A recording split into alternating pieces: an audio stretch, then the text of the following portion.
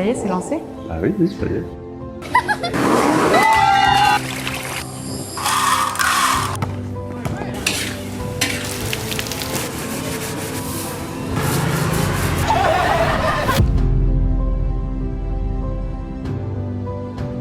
Pourquoi on a décidé de faire ce voyage? Pourquoi j'ai décidé de faire ce voyage? Pourquoi j'ai décidé de faire ce voyage? Pourquoi est-ce qu'on a décidé de faire ce voyage? Ce qui nous a motivés à rejoindre cette aventure, c'était de vivre quelque chose de différent, de sortir de notre zone de confort. Et c'était de vivre tout simplement une aventure humaine exceptionnelle, à la rencontre d'un peuple, d'une culture. Et pourquoi celui-là aussi? Il y avait une petite attention particulière puisque mon père il est né au Cambodge. Pour moi, l'objectif c'était, pourquoi faire ce voyage? Parce qu'on sait que c'est une expérience humaine assez incroyable de par tout ce qui nous a été raconté avant. Elle a envie de découvrir un nouveau pays, de voir comment les gens vivent différemment. Mais je pense en principal l'expérience humaine, tout simplement. Alors, je suis pas venue seule, je suis venue avec mon compagnon. Et c'était l'occasion de lui faire découvrir le pays aussi et de participer à cette aventure à deux.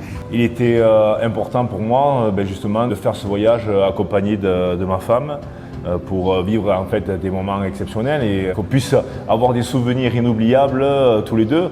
Alors il y a eu plusieurs parties dans le projet qu'on a mené ici. Donc il y a eu toute la partie rénovation de l'école. À la fois effectivement c'était gratter, poncer, nettoyer les surfaces effectivement, ensuite à peindre. Donc retirer toutes les affiches, tous les collants qui pouvaient rester depuis je ne sais combien de temps. On a tout repeint, donc l'intérieur, l'extérieur des classes. Il y avait 2 bâtiments avec plusieurs salles à chaque fois. Et après, donc, on a fait plusieurs couches de peinture. Là, on est sur le dernier jour pour nettoyer toutes les tables et enlever toutes les traces de peinture qu'on a laissées derrière nous. De façon après à remettre les classes dans de bonnes conditions pour qu'ils puissent après être au top pour étudier derrière. Donner envie aux écoliers de venir travailler et que ça soit un très bon lieu de vie pour donc, ces écoliers-là.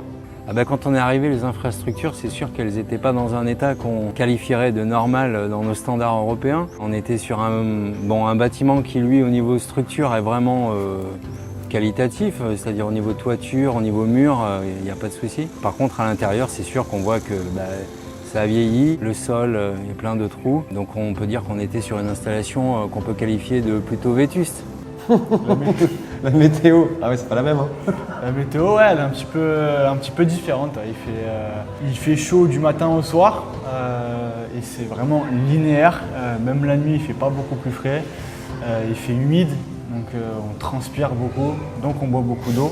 Le taux d'humidité qui est quand même assez impressionnant, donc on transpire beaucoup. C'est pour ça que j'étais souvent aussi torse nu. La chaleur, elle était très dure, surtout quand on était de l'autre côté du mur, quand le soleil y tape. C'est un peu difficile, mais là, une fois à l'ombre et une fois qu'on a pris nos marques, c'est beaucoup plus simple. Et effectivement, il y a des jours où tu es en sueur. Après, c'est bien, je me sens plus fit dans mes habits. Ça, c'est pas mal, je fais ça plus souvent. On peut y avoir du soleil le matin, on va se dire ça va être une trop belle journée. On commence à travailler. On s'est pris des belles saucées. Et on peut se prendre une belle saucée. Donc on dégrossit à fond pour pouvoir peindre. Là, il pleut. On continue à bosser, on est là.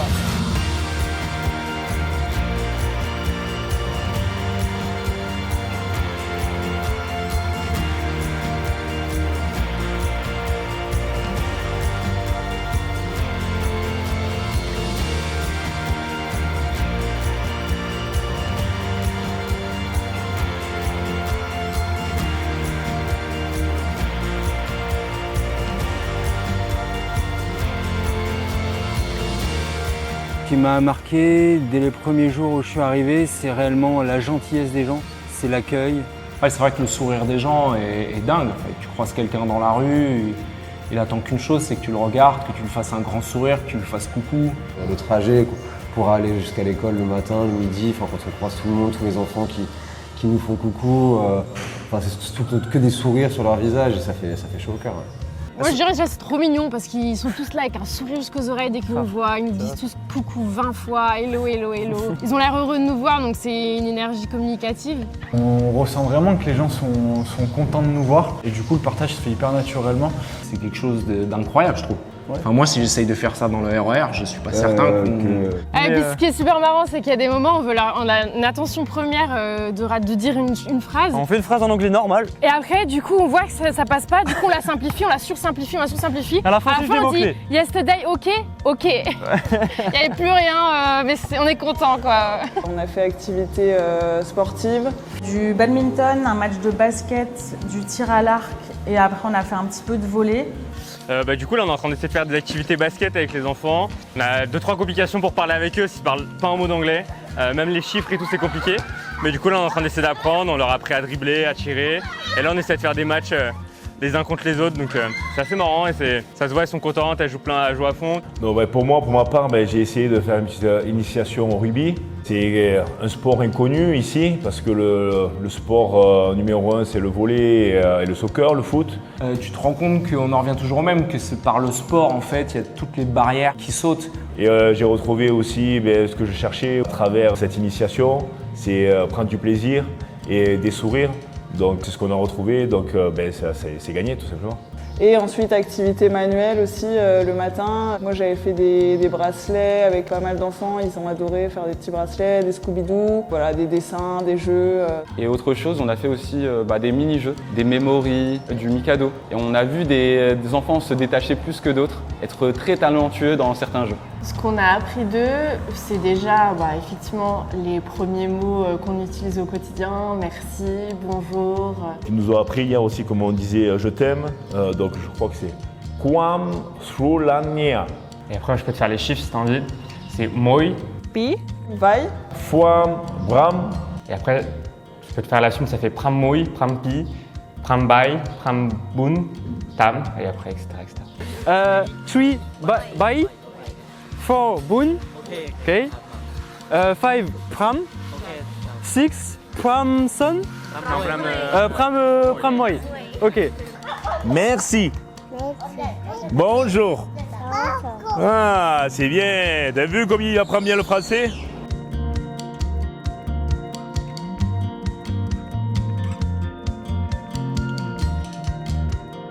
Malgré ce qu'ils peuvent connaître au quotidien, ils ont toujours un sourire, cette joie de vivre. Même si nous, on vient pour apporter des choses à ces personnes, je pense que ces personnes-là ont aussi énormément de choses à nous apporter. Ils ont besoin de pas grand-chose, mais ils sourient tout le temps. Donc c'est sûr que par rapport à nous, ça fait bizarre. Mais ça te permet aussi de te rendre compte que tu as des pays où il n'y a rien. Et moins ils ont, plus ils donnent. Je vais chialer. Ouais, ça nous fait réfléchir, avoir une réflexion aussi, aussi, nous, notre façon de consommer au quotidien. Mais voilà, ça reste une super expérience parce qu'on connecte avec les collègues et qu'on vit un truc inoubliable, on crée des souvenirs de dingue. On s'en souviendra toute notre vie. Ça sera gravé à vie, ouais.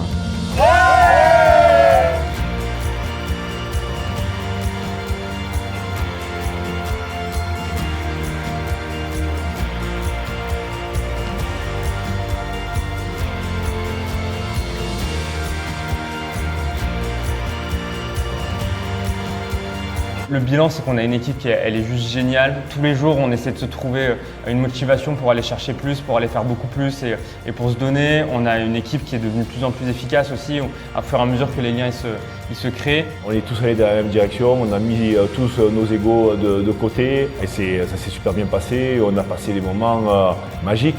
Ouais, puis même entre nous, il y a un groupe qui est extraordinaire, avec des belles personnalités. Je me suis dit qu'il y avait une énergie d'équipe qui était incroyable. Que ça soit filles, garçons, vraiment, il y a une super bonne cohésion d'équipe. Chacun, dès qu'il avait un temps mort, hop, il allait aider un collègue. C'est enrichissant, on grandit avec les uns et les autres. Ce qui est sûr, c'est que d'un point de vue cohésion, dans le cadre d'une entreprise, de faire ça, quand tu retournes au boulot et que tu vas faire des réunions avec ces personnes, quand on a fait ça, on peut tout faire. La team Adidas est juste incroyable, débordante de motivation, débordante d'énergie, débordante d'ondes positives. Et voilà, une alchimie qui a pris au sein de ce petit groupe Adidas qui est incroyable. Donc effectivement, on est obligé à un moment donné de repasser derrière les gens, de cacher les défauts. Alors là, on est en train de faire tous les angles. Et comme vous pouvez voir, il y a un travail de qualité de la part de Dimitri et Arthur. Mais Justine, venez voir. Justine a pris le relais. Voilà, on est obligé de passer derrière. C'est ni fait ni à faire. Justine, t'as un mot pour nous? C'est un menteur. Parce que là, c'est une catastrophe, faut tout refaire. Donc voilà, on fait de l'humanitaire pour les Cambodgiens et pour les Français. Alors je tiens à répondre suite aux propos mensongers de l'individu qui est juste ici, monsieur Jérémy Klein, au sujet de mon travail des fenêtres, donc à savoir que monsieur est en charge des fenêtres et a fait des tâches partout ici. Il n'est pas capable de bouger les tables, c'est moi, femme, qui dois bouger les tables pour lui.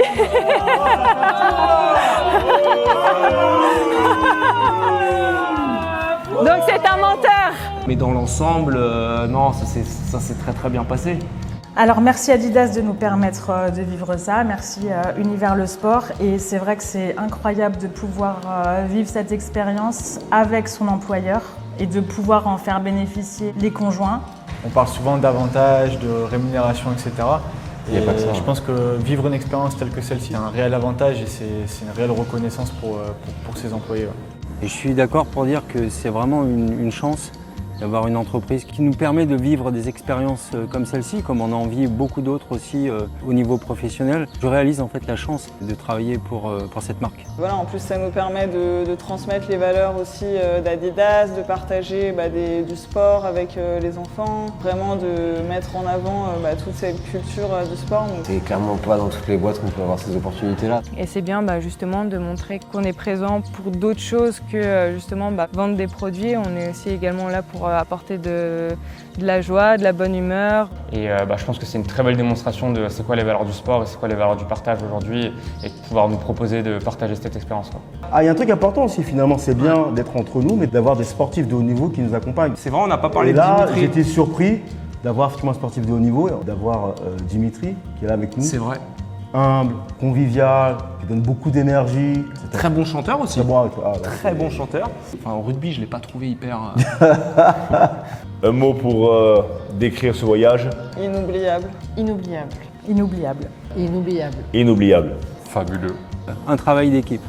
Unique. Quelque chose d'unique. Moi personnellement, je me sens heureux, bien, en forme. J'ai l'impression d'avoir rechargé les batteries. Ouais. Ces coups de pinceau là, qui nous ont permis en fait de redonner un petit peu de couleur au mur, de donner aussi un peu plus de couleur aussi à nos cœurs.